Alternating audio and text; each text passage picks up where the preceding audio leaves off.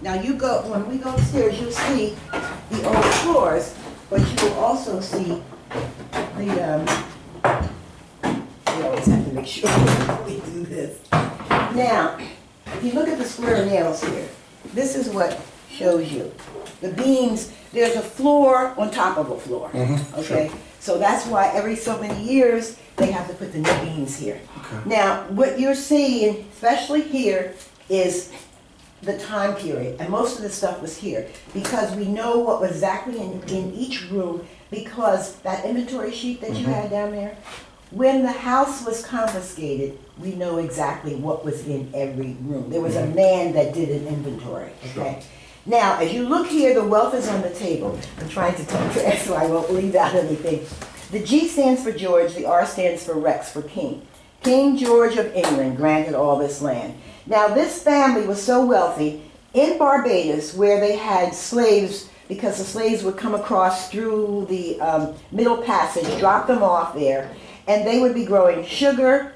They would have sugar, coffee, cocoa, and everything is represented right on the table. Now, that's the way they did the sugar cane, okay, the sugar. And then what they would do, see that little ball there? That's the cocoa from the cocoa bean, and they formed it into a ball. That little cocoa goes into the pot. That is a special cocoa pot. You see how the spout comes out? Normally, teapots and coffee pots are the other way. But this is a chocolate. This is specifically for cocoa. Then they would nip off the top of the sugar, put the sugar in their mouth. Then you would make sure the chocolate is inside the pot. Then you would pour out your hot chocolate. You would drink it as it passes over your palate because it would be sweetened. Why waste the sugar by having it in the bottom of the cup?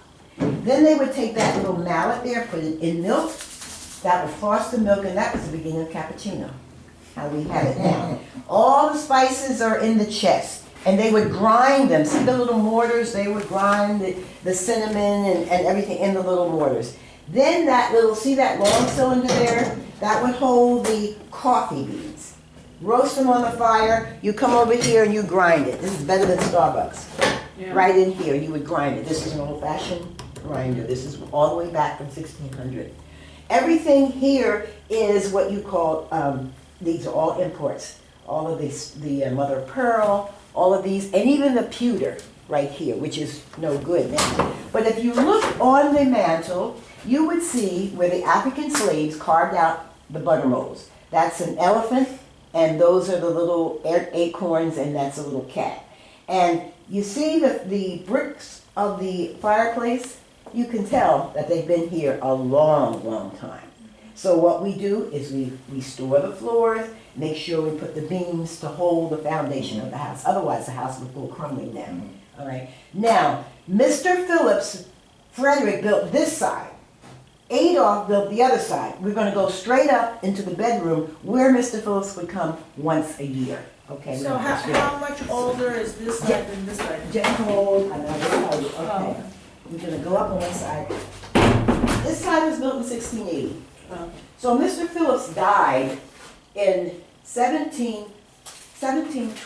So the other side was built right after that. So from 1680 to 1720, when Adolph bought the house. Okay. Now we're going to go straight up, and all the stairs are steep, so be very careful. But I do four tours a day with these old knees. But I'm the youngest one in my family, and my sister is 8 years older, but she has dementia. So, That's kind of the wall is this strong, isn't it? Oh yeah. It keeps all eat it. yes, yeah. Rough life back then. Yeah, yeah. Well, it's young, they didn't know any better. Oh yeah. They thought it was